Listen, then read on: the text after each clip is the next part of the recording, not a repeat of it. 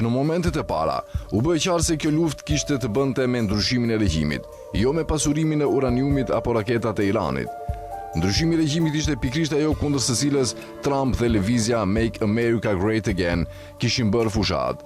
Sekretari amerikan i shtetit Marco Rubio shtoi një arsye shtesë, duke pretenduar se sulmi ishte parandalues pasi SHOBAja e dinte se Izraeli ishte gati të sulmonte.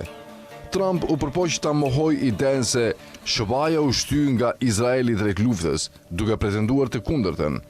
Netanyahu ka qenë shumë më i qëndrueshëm në qëllimin e tij për t'i dhënë Iranit një goditje shkatruese.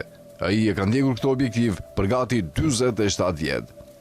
Bombat që kishin rënë deri atëherë synonin gjithë spektrin e elitës politike iraniane, reformist, të majt, ish-president dhe konservator. Sipas kësaj strategjie, qëllimi nuk është ndërtimi një elite të re politike pas rënies së Republikës Islamike, por dobësimi i përhershëm i Iranit, duke shndruar në një konfederat të dobët kantonesh etnike, një qasje që Izraeli është përpjekur ta zbatojë edhe në Siri.